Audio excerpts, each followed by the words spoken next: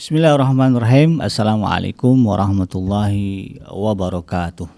Alhamdulillahirabbil alamin wa bihi nasta'in ala umuri dunya waddin wassalatu wassalamu ala asrafil anbiya'i wal mursalin Sayyidina Muhammadin wa ala alihi wa ashabihi ajma'in. Ya alim Allahumma alimna ma yanfa'una wanfa'na bima 'allamtana wa zidna ilma wa aranal haqqa haqqa warzuqna ittiba'ah wa aranal batila batila warzuqna ijtinabah. Rabbi israh li sadri wa yassir li amri wahlul 'uqdatam min lisani yafqahu qawli. Rabbana innana amanna faghfir lana dzunubana wa qina adzabannar. Yal haq adkhilna mudkhala sidqin wa akhrijna mukhraja sidqin waj'alna min ladunka sultanan nasira. Ja'al haq wa zahaqal batil innal batila kana zahuqa. Allahumma ighfir lil muslimina wal muslimat fi Palestin wa fi kulli makan. Allahumma ansur ikhwanana al muslimina wal mujahidina fi Palestin wa fi kulli makan ya aziz ya jabbar ya rabbal alamin. Amma ba'd. Alhamdulillah, segala puji dan syukur adalah milik Allah, Tuhan semesta alam yang telah menciptakan kita, dan karena rahmat dari Allah Subhanahu wa taala hari ini kita dipertemukan kembali oleh Allah Subhanahu wa taala di udara di channel iDream TV ya, dalam program Tarbiyatul Aulad, di mana insyaallah kita akan coba menelusuri ya, sedikit demi sedikit, bagian demi bagian tentang bagaimana cara kita sebagai orang tua atau juga mungkin kita sebagai pendidik ya, mungkin guru ya, atau juga ustadz ustazah gitu ya, di dalam mengemban ya, amanah yang diberikan oleh Allah Subhanahu wa taala kepada kita ya, berupa anak atau juga anak didik ya, agar kemudian mereka bisa kita bentuk menjadi generasi yang saleh, generasi yang akan menegakkan kalimat la ilaha illallah di atas muka bumi ini. Dan dalam program ini ya, kita menelusuri apa yang menjadi gagasan atau juga ide ya, pemikiran dari seorang ulama besar, yaitu Syekh Dr. Abdullah Nasir Alwan ya, yang menulis buku Tarbiyatul Aulad fil Islam ya, pendidikan anak-anak di dalam Islam ini.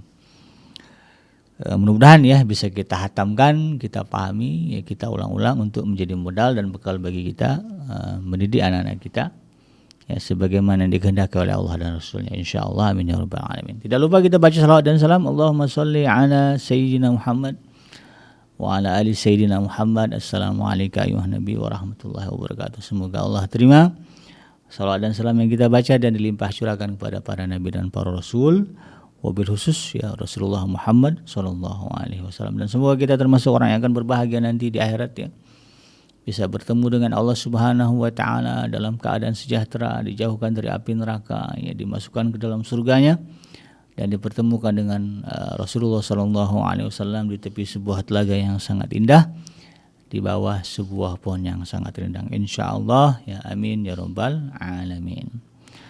Sahabat itu yang dirahmati Allah di manapun Anda berada, di dalam kesempatan kali ini kembali melanjutkan kajian kita di dalam kitab Tarbiyatul Aulad fil Islam ya, yang disusun oleh Syekh Dr. Abdullah Nasir Alwan. Kita akan masuk ke dalam pasal yang keempat dengan judul utamanya adalah tanggung jawab pendidikan akal.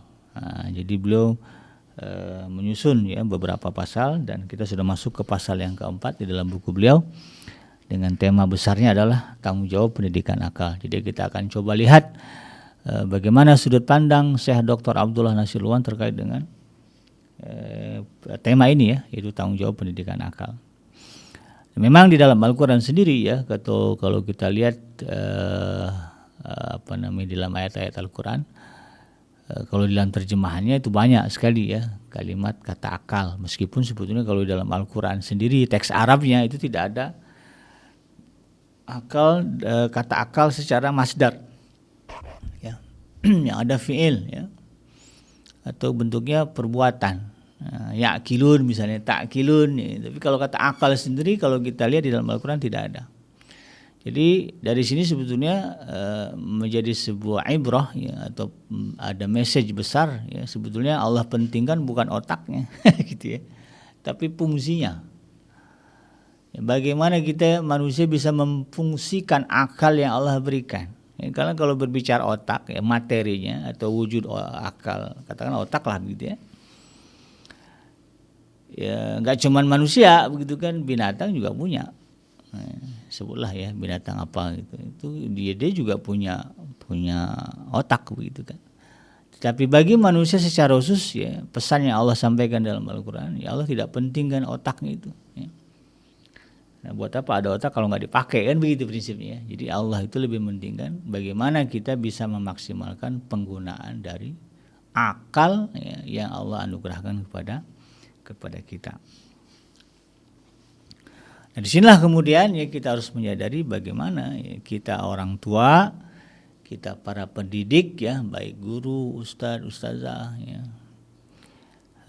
bisa ya kemudian memaksimalkan ya fungsi dan peran pendidikan untuk mengembangkan akal yang Allah anugerahkan kepada anak-anak kita, untuk kemudian mereka bisa memfungsikannya sesuai dengan apa yang Allah kehendaki. Ya, tanggung jawab kita lebih kepada itu sebetulnya.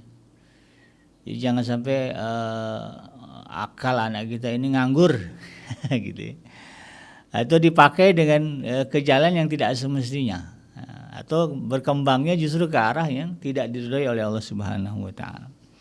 Dan inilah kemudian menjadi tanggung jawab kita sebagai orang tua atau juga sebagai guru ya. Dan ini merupakan tanggung jawab yang penting ya. Hal yang menjadi tanggung jawab besar ya bagi kita ya. Karena memang kalau berbicara tanggung jawab kan ada tanggung jawab pendidikan iman ya, tanggung jawab pendidikan akhlak ya, tanggung jawab pendidikan fisik ya. Dan kemudian tanggung jawab pendidikan akal juga merupakan bagian dari konsekuensi ya yang harus diterima oleh kita para orang tua. Ya, kalau dilihat dari apa yang ditulis oleh Syekh Dr. Abdullah Nasirwan ya, beliau membagi tanggung jawab pendidikan itu menjadi 4 ya. Pendidikan itu jadi pendidikan iman, pendidikan akhlak, kemudian pendidikan fisik ya. Dan kemudian yang terakhir adalah pendidikan akal ya, atau pendidikan rasio. Yang 4 ini ya yang menjadi bahasan utama berbicara tanggung jawab pendidikan ya, pendidikan akhlak, pendidikan fisik ya, yang kita sudah bahas, sudah kita singgung sedikit kemarin ya, bagaimana kita memastikan fisik anak-anak ini kita terjaga ya, sehingga kemudian harus diseimbangkan antara pengajaran dengan penjagaan ya. Maka di dalam hal ini ya, pendidikan rasio atau pendidikan akal juga adalah tanggung jawab yang sangat besar ya, penting bagi kita, di mana pendidikan rasio ini adalah lebih kepada penyadaran dan juga pembudayaan serta pengajaran. Isinya gitu ya. Penyadaran supaya kita sadar ya, bahwa kita ini punya anugerah ya, akal yang begitu besar. Ya. Untuk kemudian kita budayakan ya, berpikir dengan cara yang cara yang bermartabat ya, jadi intelektual begitu. Nah, kemudian bagaimana kita memaksimalkannya untuk pengajaran. Nah, ini pentingnya di sini. Ya. Dan satu sama lain ini saling berkait ya, antara pendidikan iman dengan pendidikan akhlak dan pendidikan fisik dan juga pendidikan rasio begitu ya.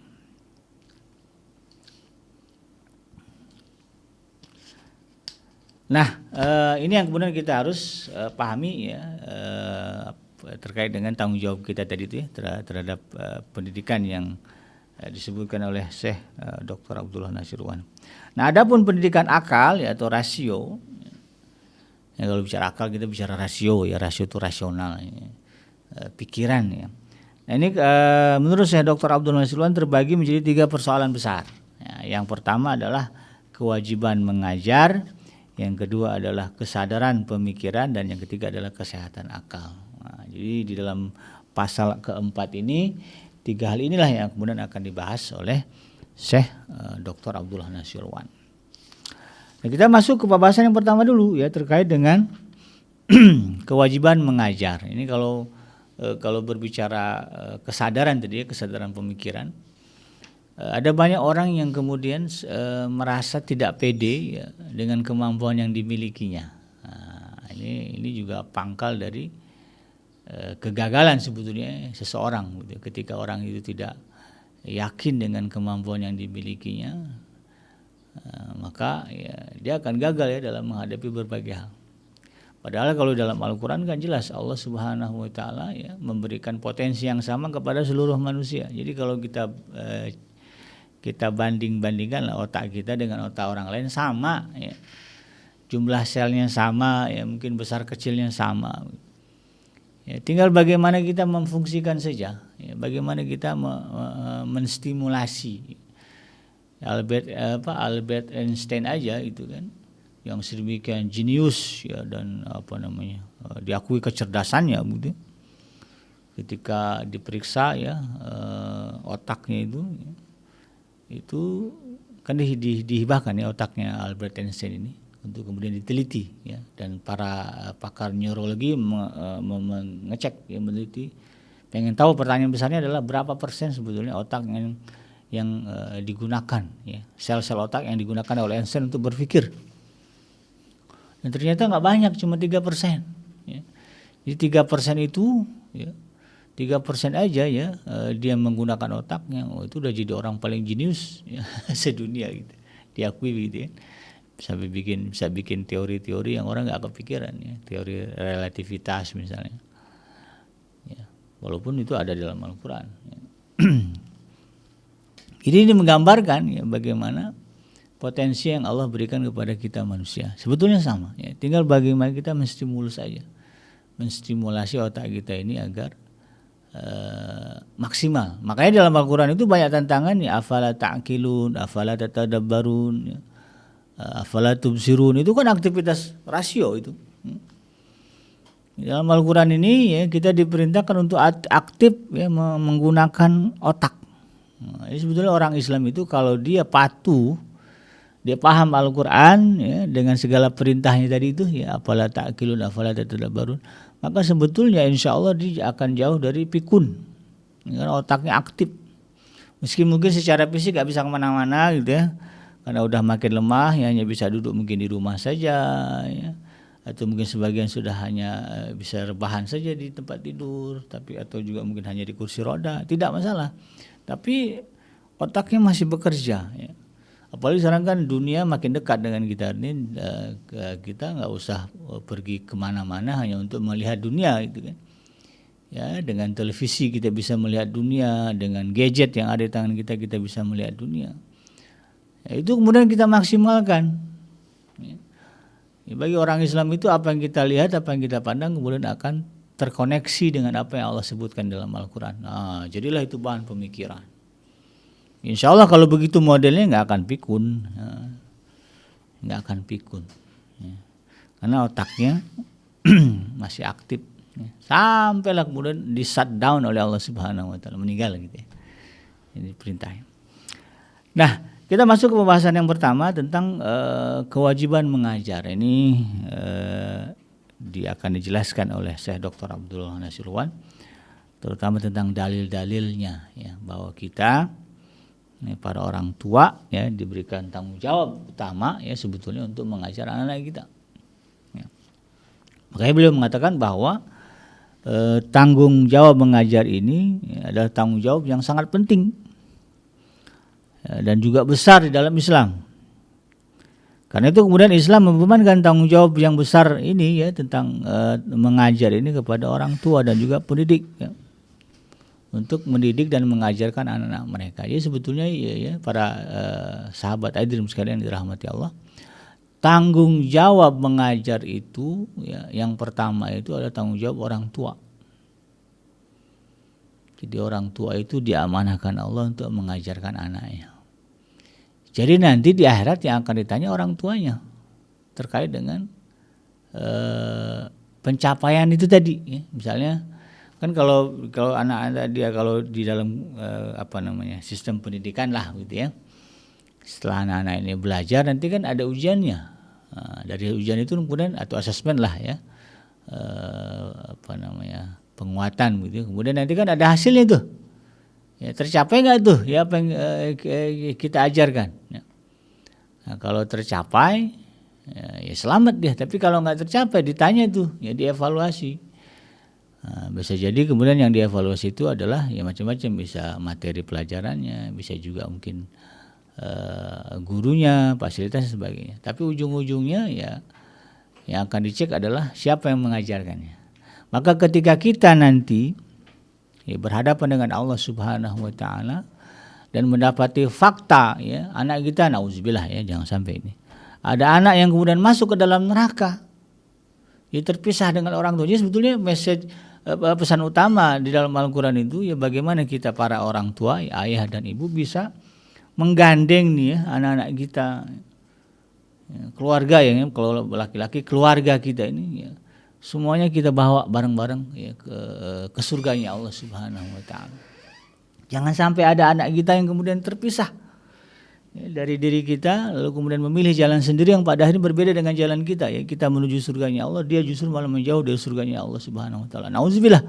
Jangan sampai terjadi. Dan kalau ini terjadi, anak kan amanah dari Allah Subhanahu wa taala, maka itu yang akan ditanya. Ya, adakah kita kemudian menjalankan fungsi atau kewajiban mengajar kepada anak kita? Kalau sampai nanti bahasanya yang keluar dari mulut anak itu ya ketika dihadapkan dengan orang tua mereka di yaumul mahsyar ya, dia mengatakan saya tidak pernah diajarkan tentang Islam, saya tidak pernah diajarkan sholat, ya, tidak pernah diajarkan puasa di bulan Ramadan, ya, dibiarkan saja gitu kan, saya berbuat semaunya. Nah, ini nih yang bahaya ya. Maka di akhirat nanti ya, kita harus bertanggung jawab di hadapan Allah Subhanahu wa taala. Dan kalau di sana ya nggak ada excuse, ya, tidak ada sogok menyogok. Hukum tegak sebagaimana aturan yang sudah ditetapkan oleh Allah Subhanahu wa taala. Ya, nah ini ngeri-ngeri juga ya. Nah, makanya kemudian di sinilah ya kita para orang tua ya, sahabat Adrim yang dirahmati Allah, coba muhasabah diri, cek ya sejauh mana ya peran kita mengajarkan anak-anak kita kepada nilai-nilai ajaran Islam. Nah kalau misalnya kita sibuk ya cari nafkah ya, kalau zaman sekarang kan begitu ya, jangankan ayah ya, ibu-ibu ya di kota-kota besar sekarang banyak yang kemudian harus ya terpaksa membantu. Ya idealnya kan yang bekerja itu ayah ya, untuk memenuhi nafkah keluarga ya, makan minum semuanya gitu kan. Nanti ya, ibu lah ya yang mengajarkan anak-anak, makanya disebut sebagai al-um ya, ibu itu madrasatul ula, ibu adalah madrasah yang pertama ya, lembaga pendidikan pertama ya bagi seorang anak itu adalah ibu. Nah, ibu ini yang mengajarkan ya, bagaimana akidahnya, bagaimana akhlaknya, bagaimana fisiknya supaya sehat gitu ya.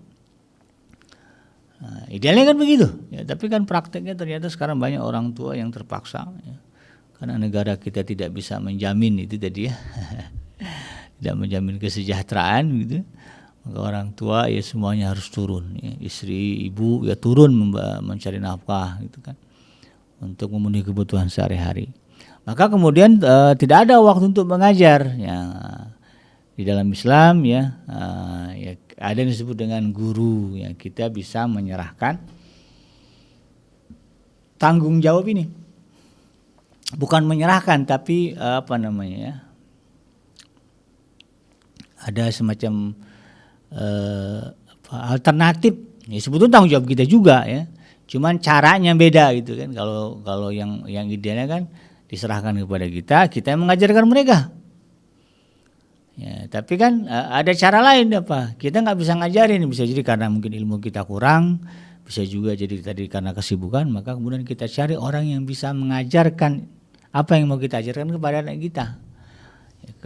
Keputusannya kan ada pada kita juga, gitu kan. Kita yang memilih sekolah, kita yang mencarikan pesantrennya, misalnya kalau yang masukkan ke pesantren, kita yang cari PAUD-nya, gitu kan. Kita yang memutuskan ini mau masuk ke PAUD mana nih ya. Oh di sini PAUD-nya diajarkan doa tiap hari. Oh ini PAUD-nya enggak ya. Sekolah ini ada musolahnya, sekolah ini enggak ada gitu. Itu kan kita yang memutuskan. mau dia taruh di mana, itu tetap sih menjadi tanggung jawab kita ya. Walaupun pada praktek nanti ya yang akan menyampaikan pengajaran itu adalah guru mereka. Tetapi keputusan itu ada pada tangan kita. Tetap saja nanti di akhirat kita yang akan ditanya oleh Allah Subhanahu wa taala. Enggak bisa kita bilang, "Saya kan udah nyerahin ke sekolah ya Allah. Saya sudah menyerahkannya kepada guru, kepada kiai." Ya tanyalah mereka. Ya enggak bisa kan gitu kan. Yang ngambil keputusan kan kita. Ya, pesantren banyak tuh ya. Alirannya macam-macam tuh kan begitu, kita kan tahu tuh ada yang alirannya benar, ada yang enggak kan, auzubillah. Maka kembali kepada kita ya, bagaimana anak ini nanti kita yang akan ditanya oleh Allah Subhanahu wa taala. Makanya jadi orang Islam itu harus cerdas ya, jadi jangan jadi orang yang tidak cerdas begitu ya. Karena Rasulnya aja cerdas begitu ya, umatnya juga harus cerdas. Nah sahabat hadirin yang dirahmati Allah dimanapun Anda berada,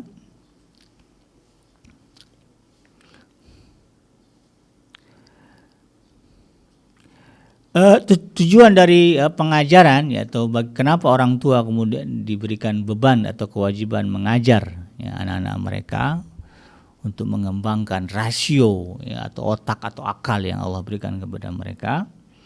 Ya tentu ya, kalau kata Syekh Dr. Abdullah Nasirwan di sini, beliau mengatakan bahwa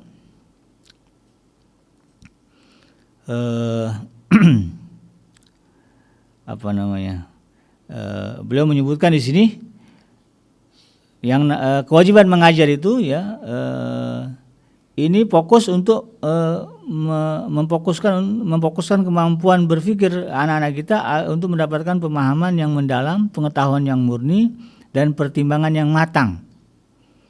Sehingga kemudian dengan itu ya anak-anak kita memiliki pemikiran yang terbuka ya. Kemudian kecerdasannya akan terlihat begitu ya dengan pengajaran kita tadi. Kemudian akalnya semakin matang ya, dan kecerdikannya akan muncul. Nah, jadi istilahnya dengan fungsi ya, pengajaran ini, ketika kita betul-betul menjalankan kewajiban mengajar anak-anak kita, tujuan itu tadi ya, bagaimana kemudian anak ini betul-betul menjadi anak yang cerdas ya. Bahkan kita bisa menguji kecerdasannya ya, kecerdikannya ya. Kalau misalnya ada masalah ya, dia langsung terpikir solusi ya. Pulang ke rumah orang tuanya belum pulang begitu kan, pulang dari sekolah misalnya gitu, pulang dari sekolah orang tuanya kebetulan belum pulang ya, kakak-kakaknya belum pulang, baru dia tuh sampai rumah, misalnya katakan kelas 3 atau 4 SD gitu ya. Sampai ke rumah lapar gitu ya, lapar itu. Nah kalau anak yang tidak cerdas dia akan berdiam diri kemudian merasakan kelaparannya gitu. Nggak ada solusi ya, nggak ada makanan ya, orang tua belum pulang gitu kan. Ya udah akhirnya sibuk dengan yang lain ya, sambil menahan lapar. Tapi kalau anak yang cerdas ya, pulang ke rumah ya, orang tua belum pulang, kakaknya belum pulang ya, di rumah kebetulan ada kompor gas ya, ada kulkas, di dalam kulkas ada bahan-bahan makanan mentah gitu ya. Kalau anak yang cerdas sih tahu ya, minimal dia masak telur gitu ya, masak nasi ya, sehingga dia bisa memenuhi kebutuhan itu tadi. Itu tuh yang kayak gini nih yang kita ingin kita kehendaki, bukan anak-anak yang kemudian tidak mampu mengembangkan itu tadi ya, tidak bisa menjadikan akal yang dimiliki ini sebagai solusi, tidak bisa mencari solusi ya dari berbagai persoalan yang ada di dalam kehidupan mereka. Dalam hal ini saya sangat kagum dengan anak-anak di Jepang ya. Di Jepang itu ya sahabat hadirin itu secara umum ya, anak-anak kelas 4 SD ya, kalau udah kelas 4 SD itu bahkan dari kelas 3 mereka itu sudah mandiri ya. Ya, jadi umum kalau di Jepang itu anak-anak itu bangun pagi, kemudian lebih pagi daripada orang tuanya, lalu dia kemudian menyiapkan masakan ya, sarapan, masak lah gitu ya, untuk diri dia dibawa ke sekolah dan juga untuk orang tuanya. Jadi orang tuanya bangun tidur sarapannya udah ada, yang bikin anaknya. Bajunya udah dirapihin dari malam. Karena kita ini kan di di negara kita masih banyak orang tua yang pagi-pagi disibukkan dengan nyari seragam anak. Mana seragamnya? Kalau yang nggak ada pembantu, gitu ya. Kalau ada yang pembantu mungkin ya udah nggak mikirin begitu. Atau bisa jadi anak-anak kita ya semuanya sudah diselesaikan ya. oleh pembantu, ya oleh asisten rumah tangga. Dan itu akan jadi persoalan ketika mereka lepas dari fasilitas itu. Makanya banyak itu ya anak-anak yang biasa dimanja ya dengan fasilitas kekayaan orang tuanya, begitu pergi ngekos ya, merantau tinggal sendiri, kamarnya berantakan karena biasanya di kamarnya diberesin orang lain gitu ya. Bajunya nggak rapi gitu kan. Biasanya udah rapi dikasih gitu. Kita tidak mau ya anak-anak kita model seperti itu, karena kalau begitu berarti memang fungsi pengajarannya tidak maksimal ya. Tidak dijalankan dengan baik. Nah ini sebagaimana ya yang diketahui ya di dalam sejarah bahwa ayat yang pertama kali diturunkan ya kepada Rasulullah SAW adalah surah Al-Alaq ya, ayat yang ke-1 hingga ayat yang ke-5 ya. Iqra bismi rabbikal ladzi khalaq, khalaqal insana min 'alaq. Iqra wa rabbukal akram alladzi 'allama bil qalam 'allamal insana ma lam ya'lam. Nah, ayat ini ya diturunkan untuk memuliakan hakikat pentingnya membaca ya, membaca dalam artian mengetahui ya ilmu ya, ilmu cara membaca, karena membaca itu juga kan jembatan menuju ilmu gitu ya. Ketika orang mau membaca maka sebetulnya dia sedang menuju kepada dunia yang penuh dengan pengetahuan. Dan ini juga ya menjadi sebab ya terangkatnya ya pemikiran dan akal kita serta membuka peradaban yang seluas-luasnya. Ya, ketika kita menguasai membaca ya, membaca ini menjadi hal yang biasa di dalam kehidupan kita, di kehidupan anak kita, maka insya Allah ya bicara peradaban itu akan bisa dicapai ya. Makanya kemudian sekarang ini ya pemerintah ya sedang berusaha ya menggerakkan literasi sekolah. Digerakkan anak-anak ini kemudian ada semangat untuk membaca apa saja gitu kan.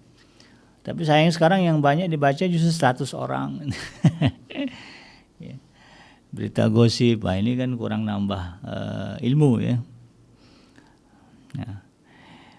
Nah, jika kita menghendaki mengupas ayat-ayat Al-Quran dan juga hadis Rasulullah SAW, ya kata saya Dr. Abdul Nasirwan, ya, yang umumnya ya ayat dan hadis ini memotivasi tentang pentingnya ilmu, ya, dan juga bagaimana ilmu ini bisa mengangkat kedudukan ya para alim ulama, maka banyak banget tuh.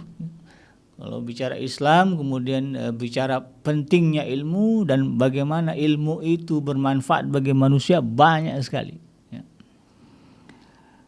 Yang paling basic ya di dalam Al-Quran surah Az-Zumar ayat yang ke-9 ya, surah yang ke-39 ayat 9, Allah Subhanahu wa taala mengatakan kul hal yastawil ladzina ya'lamuna wal ladzina la ya'lamun. Allah aja penanya.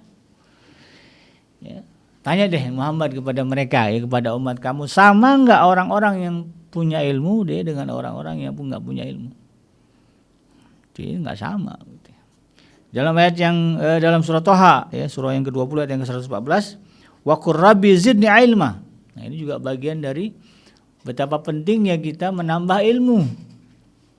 Ya, sampai doa dari Nabi Allah Musa alaihissalam ya diabadikan oleh Allah Subhanahu wa taala dalam surah Thaha ini.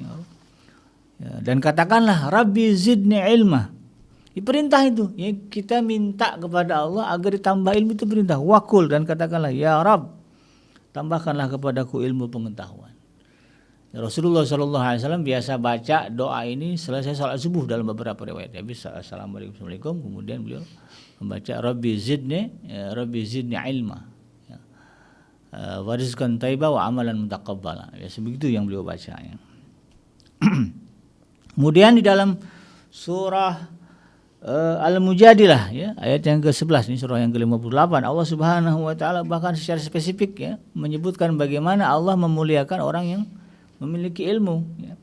Yarfa'illahu alladzina amanu minkum walladzina utul ilma darajat. Allah mengangkat ya, meninggikan orang-orang yang beriman di antaramu ya, dan orang-orang yang diberi ilmu pengetahuan beberapa derajat. Jadi berkumpul manusia, maka yang Allah muliakan adalah yang punya iman. Berkumpul orang-orang yang beriman, maka yang Allah lebih muliakan dari mereka adalah orang-orang yang diberi ilmu. Jadi jelas di sini bagaimana ya derajat kemuliaan orang-orang yang dianugerahi ilmu. Ya. Jadi ini harus memotivasi kita. Ya. Kita the best. Ya. Kalau dalam Al-Quran itu alla takhafu wa la tahzanu, janganlah kalian sedih, janganlah kalian takut ya. Wa antumul a'launa, dan kalian yang paling tinggi, ya, tinggi derajatnya maksudnya.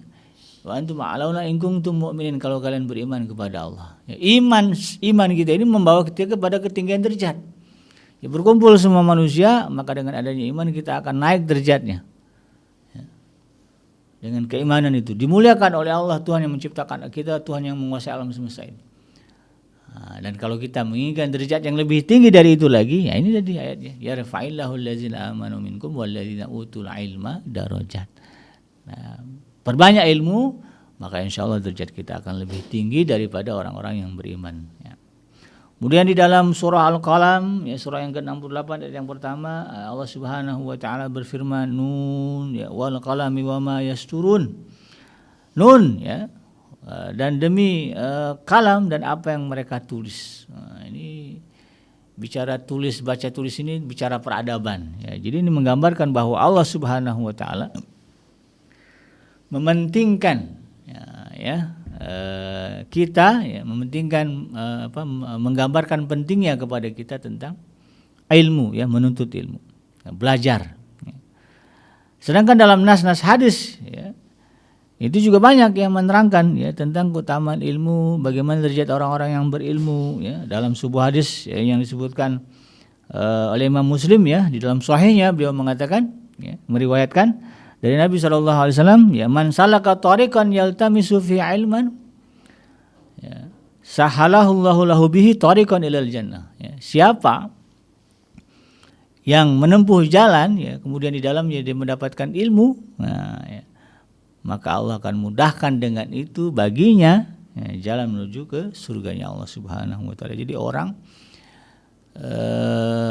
kalau dia berada di jalan thalabul ilmi gitu ya, di dalam di dalam masa belajar, maka sesungguhnya ya, itu dia sedang berada di jalan yang akan memudahkan dia masuk ke dalam surga. Nah, ya udah kelihatan jalannya itu ya. Nah, ya kalau meninggal ketika belajar, wah ini bagus sekali gitu ya. Maka niatkanlah ya kita meninggal dalam keadaan sebagai pelajar. Ya. Pelajar apa kek gitu ya? Kan ilmu belajar itu kan sampai mati kan. Utlubul ilma minal mahdi ilal lahdi kan begitu kan. Belajarlah dari mulai kalian turun dari buayan ibu sampai kalian masuk ke liang lahat. Artinya yang namanya belajar itu adalah long life journey gitu ya, perjalanan yang sampai mati. Perjalanan sampai belajar itu sepanjang hayat. Nah, ini prinsip kita. Ya, dengan begitu insyaallah itu kan. Kalaupun kita meninggal ya, kita meninggal sebagai orang yang sedang belajar. Maka mudah-mudahan ya, kalau ikut hadis ini jalan menuju surga sudah kelihatan. Makanya meskipun sudah lulus S3 ya, sudah bergelar profesor gitu kan, kewajiban belajar jangan dihentikan. Tetaplah merasa sebagai seorang tulab, seorang pelajar. Apa ya paling kecil ya, belajarlah inilah belajar Al-Qur'an gitu ya. Kan mungkin bingung ya, ini saya udah S3, udah gelar doktor, gampang ya. Kalau belum hafal Al-Qur'an, jadilah santri menghafal Al-Qur'an gitu ya. Cari pesantren, cari rumah tahfiz begitu ya. Kemudian masuk ke situ, jadilah santri. Saya mau menjadi santri penghafal Al-Qur'an. Jangan mikir pokoknya saya harus segera hafal, enggak begitu. Jalanin aja ya, walaupun sehari cuma 1 ayat hafalnya. Jalanin, karena tujuan kita sebetulnya lebih kepada bagaimana status kita saat ini adalah kita sebagai orang-orang yang sedang belajar. Makanya saya sangat terinspirasi ya, ada beberapa orang tua yang sudah sepuh, udah 70 umurnya, 60 ya, tapi kemudian berhasil diwisuda ya sebagai tahfiz ya, sebagai hafiz begitu ya. Ada cerita-cerita itu. Ya itu luar biasa gitu kan. Jadi bisa kok ya, walaupun udah 70 gitu ya. Kalau niatnya memang kita ingin menghafal, maka insyaallah ya, bisa hafal begitu kan. Apalagi kalau misalnya umurnya masih di bawah itu. Ini sebagai inspirasi saja ya. Karena harapan itu ya, kita meninggal dalam keadaan sebagai orang yang sedang mencari ilmu. Ya. Di dalam riwayat lain ya, dari Imam At-Tirmizi ya, dari hadis yang diriwayatkan oleh Abu Hurairah, ya, Rasulullah SAW pernah mengatakan, ad-dunya mal'unatun. Ya, dunia itu kata Rasulullah SAW terlaknat. Ya. Mal'unu ma fiha illa zikrullah. Ya. Dan terlaknat pula apa yang saja yang ada di dalamnya kecuali orang-orang yang berzikir kepada Allah, wa ma walah, ya. Dan juga yang taat kepadanya, wa alima muta'alliman, ya. Dan juga orang-orang yang belajar, orang-orang yang mengajar dan pelajar. Wa aliman wa muta'alliman, orang-orang yang terpelajar dan juga orang yang belajar dan juga orang-orang yang mengajar. Jadi di sini yang menggambarkan betapa mulianya orang-orang yang hidupnya ya statusnya adalah sebagai orang yang sedang belajar. Ya, jadi walaupun itu tadi ya sudah selesai sekolah formalnya begitu, tapi tetaplah ya di dalam hati kita kita tanamkan ya bahwa saya masih belajar gitu ya. Dan masih jadi santri gitu ya, masih menjadi tulab, menjadi pelajar dimanapun ya. Maka cari guru gitu kan, guru ya dan datang ya ke tempat guru kita ya untuk mengkonfirmasi bahwa kita memang kita adalah pelajar sedang berguru. Ya. Maka insyaallah dengan itu ya hadis yang tadi disebutkan ya, man salaka tariqan yaltamisu fi ilman sahalallahu bi tariqan ilal jannah. Allah akan mudahkan bagi dia jalan menuju ke surganya. Jadi nanti enggak banyak hambatan ya kita masuk ke dalam surganya Allah Subhanahu wa taala. Sebetulnya masih ada beberapa dalil ya yang disebutkan oleh Syekh Dr. Abdullah Nasirwan terkait dengan bagaimana ya supaya kita sadar ilmu itu bernilai. Dan bagaimana kita sadar agar kemudian anak-anak kita ini menjadi orang-orang yang berilmu gitu ya. Tapi ya karena waktu ya, maka insya Allah kita akan sambung ya di pekan yang akan datang dalam pembahasan yang sama ya tentang kewajiban mengajar orang tua kepada anak-anak mereka. Demikian sahabat yang dirahmati Allah dimanapun Anda berada, yang benar datangnya dari Allah Subhanahu wa taala dan yang salah semata-mata lahir dari kealfaan dan kehilapan saya pribadi. Saya bikin pamit undur. Subhanaka Allahumma rabbana wa bihamdika asyhadu an la ilaha illa anta astaghfiruka wa atubu ilaik. Walhamdulillahirabbil alamin. Wassalamualaikum warahmatullahi wabarakatuh.